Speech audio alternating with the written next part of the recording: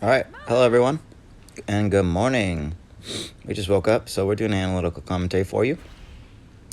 Here is the Donghuang again.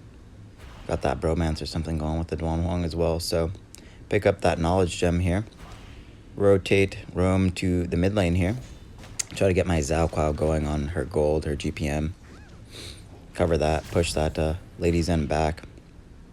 Here's the runes as well, the Fate, the Harmony, and the Void. Remember, that is the runes, the Arcana, technically speaking. For any tank in the game, you will be absolutely tanky in the base scaling sense of things. I thought this guy was being hacked, so I just left him alone. I was like, why are you just standing there when I'm moving towards you? So a little bit of courtesy there. I don't need a hack. Right, apparently they do. Anyways, a little bit of clarity on my previous Donghuang guides here. I believe I said the balls will not heal as much when you have not 3 balls. It specifically states in the description if you have 3 balls, you'll get the heals, right? But I was running Avarice, and Avarice has lifesteal.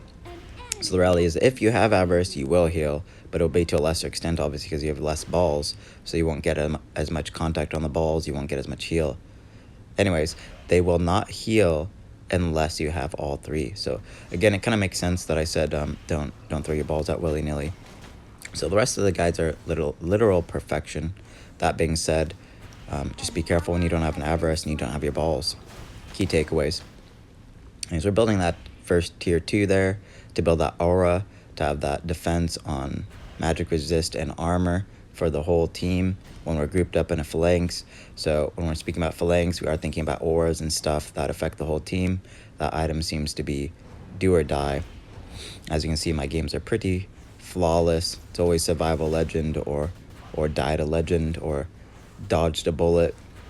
Very few games do I die a lot, and usually when that happens, it's because my team just leaves me hanging or whatever. Anyways, back to the commentary here though. A little tangent there to correct some things that I might have said in afterthought. Always grading myself, always thinking how can I improve, never complacent, never ignorant. So that being said, let's move forward and continue analyzing, evolving, and winning. See them going for a play there. I'm really low on mana and life, and I don't have those 3 balls, so the heal is pretty low without the Avarice. Again, you can try the Avarice out. Having 2 of the 3 tank Arcana is not the end of the world, because you will make up for it in the heals. Or you can even build a Holy Grail, and that will always give you mana and health per second. So that stuff is kind of broken.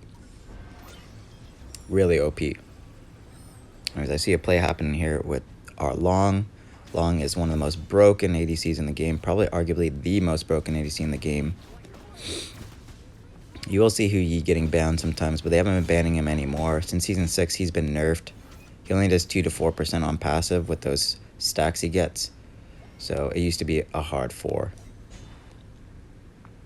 Anyways, so just blocking the Lady Zen from doing micro turret damage with the wave. Again, pushing up those waves first means you get denial over your opponent, you get micro damage, and it's not at risk to your life. So pushing first will allow you to whittle down their turrets, start taking those tier 1s without necessarily risking your team's economy or you inting to death. Overlord and Tyrant have spawned. So I see that Lady Zen called out right there. I know my Zhao Kuo is around, so we just pop an ult on her. She does not like that. She recalls immediately. Unfortunately, unfortunately for Oghren, the Luna caught him and just deleted him. Luna is a good pick. Not very high on the tier list for me. Part of that reason is I don't get to see them all the time, and there's a lot of people trolling. So with that being said, it is what it is. Anyway, she is pretty good. I've seen some really good ones, but I've also seen really bad ones. So try to pick A, S, S+, broken. And again, think of rule number 5 I said specifically. Pick something that's viable to the team. That goes back to synergy. You need to have things that synergize, complement one another, work together well.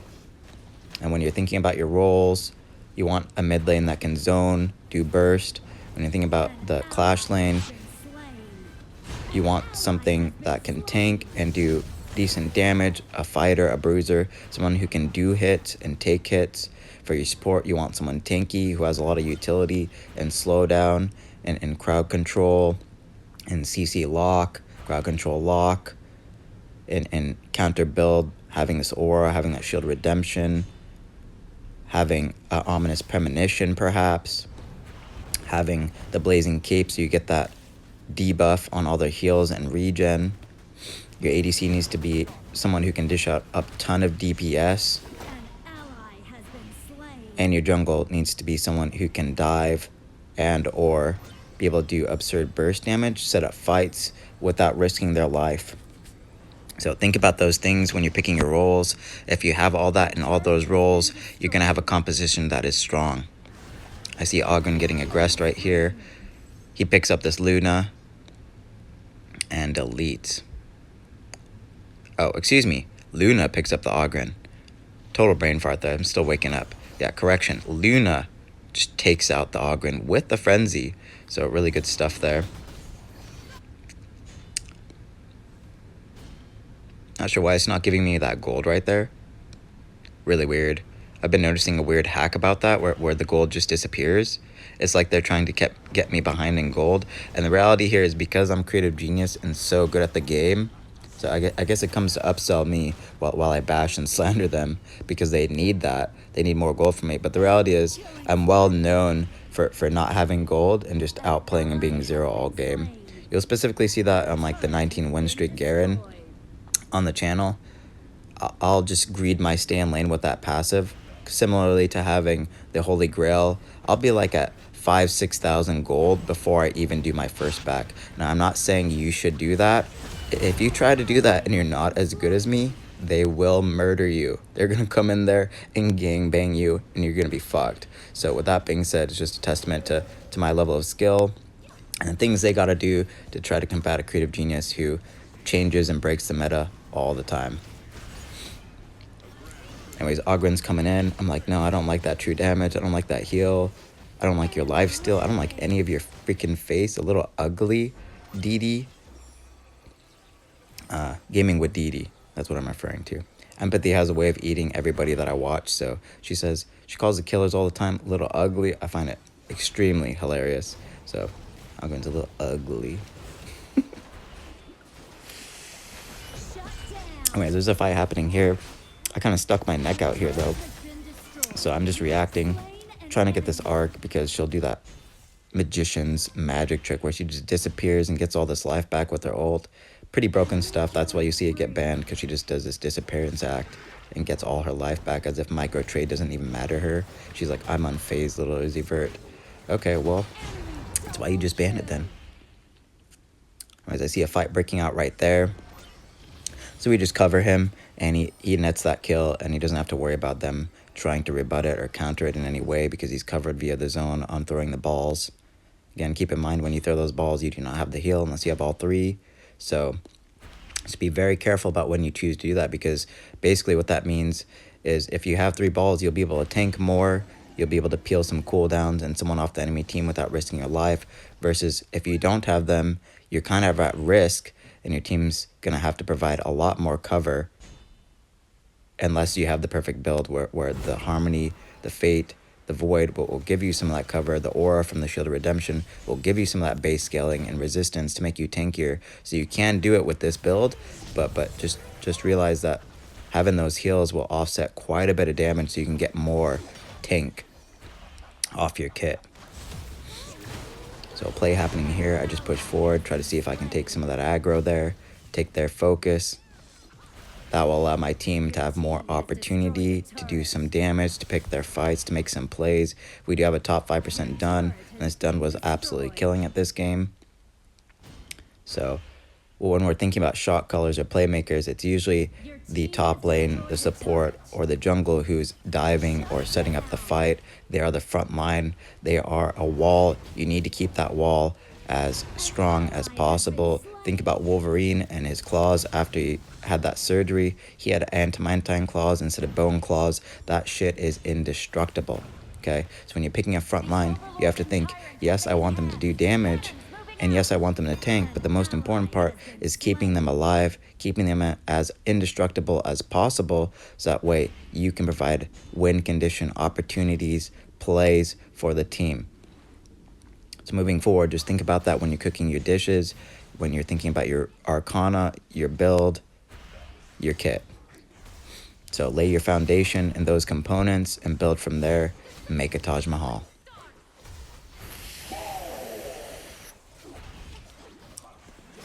I'm from India, so Taj Mahal, Aladdin, pretty good analogy in my opinion, but I be toot my horn all the time, quiet kills, so it is what it is.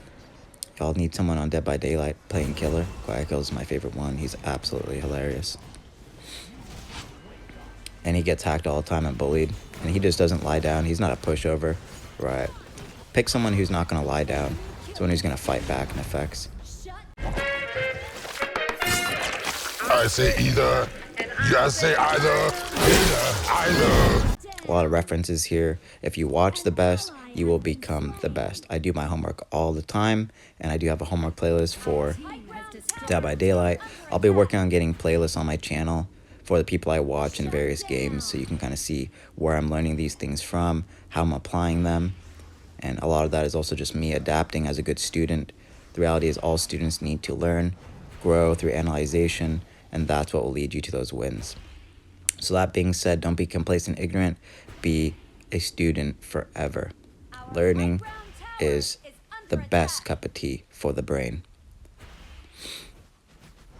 All right, as we see who you coming at me, I'm like, no. We just flick the balls right in his face. I'm like, back up. I see Dunn getting attacked. I'm like, no. Flick those balls in Ogren's face, back up. They start to aggress me here. I'm like, oh no, I'm in big trouble. I'm in big trouble. I'm sitting at 11-0, and now I'm screwed. So I just react. I'm like, fine then. Who's going to attack me and kill you? Because all the damage is halved on that ult to both participants, myself and the Ogren. And they pick up a triple kill. Like, you kill our Donghuang, we're going to kill you. So that's some good synergy, some good phalanx, some good teamwork for short, layman's terms. You really got to cover each other. If the tank is willing to do all that for you, it's like what my grandparents say. You scratch my back, I'll scratch yours. And I believe they got that from Elvis Presley. So, the King of Rock, Elvis Presley. Ain't nothing but a hound dog, you know? Either way, my grandparents come from that generation, so I'm into the old stuff. Beatles, the Beach Boys, E40. No, UB40, correction. Sorry, Red Wine. Right. Miss America Pie. Something like that. A lot of old music. Ohio Express. Yummy, yummy, yummy. I got love in my tummy. Rock this world tonight. You know? Something like that. Don't quote me on those lyrics. This is not verbatim, loosely said. You know, my grandparents are pretty cool. They listen to some good stuff. Anyways, we're looking good. Your time is up. Good here. We're just pushing forward, providing that zone. You can see the job of the mage here, providing those plays there. See, I was tanking some of that damage. I got 3 balls. It is pretty thirsty when you're healing all the time, but you do have base mana regen per level scaling, so you'll notice it will tick up. But if you feel like you're having too many problems, the way to fix that is definitely bring a Holy Grail. The way I would do that with this build is switch out that Mask of Agony for a Holy Grail instead. You should be fine without the percentage damage health on the tanks. So I would still keep the Shield of Redemption and the Blazing Cape first, and then decide from there. Ominous Premonition is still a must, so I would put that right after a Holy Grail. Checkmate. I wouldn't put too much AP on him. You just don't need it. Let the other damage dealers on your team do their job. So in that regard, don't be stepping on other people's toes. They have a job to do. They have a spotlight. They want to feel good about themselves. And then the day it's up to us to complement one another and synergize as a cohesive unit. Watch The Unit. TV series, The Unit. That was a good one. Or SWAT, the movie. That was a good one too. Anyway, so just briefly looking over the builds here. On the enemy side, everything looks fine. I can't say they was trolling or doing something wrong. It looks meta. Same thing with our side. Everything looks good. Everything looks fine. If you need me to go into greater detail, you can let me know. Otherwise, in some videos, I will go into greater detail. It's hit or miss. Anyways, back to the next component of the metrics here. Just looking for damage taken, damage dealt, team fighting, total gold statistics that got high. Our team fighting was really good. Their team fighting was really good. Damage taken on the done was 35%. Really big number. 29% on me. Really big number. Ogren got 28%. Those three for the damage taken. Really good stuff. For the damage dealt, 25% on the long is pretty high.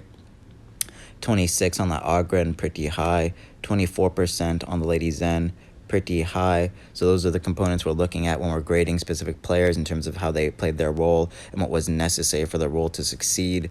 Getting in there, doing that damage for those ADCs and those mid lanes, taking that damage, but also being able to dish some out for those tankier top lanes, clash lane here, technically speaking, or the support. Team fighting for all teams, really need a big number of that.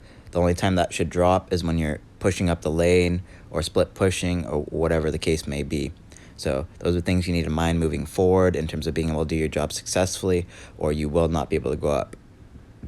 And then last component here that we look over, the enemy team had 3 turrets and 1 Tyrant. We had 9 turrets, 2 Tyrants, and 2 Overlords. So we just completely stomped their face in. Again, some games will be like that. Some games it will be very, very tooth or nail, very equal playing field, and you're going to have to sweat it out and really outplay your opponents in those games. So we do have some of those on the channel. You can look for that. I'm trying to put the cover art so it shows the KDA so you can tell which games were a landslide victory, so you know how to really lead the game and just demolish them from the start. And then you'll see those ones that are real tooth or nail, and you can see what we're doing in hard conditions that are evolving in a way that we can't easily steamroll them or push through an ace and just finish quickly.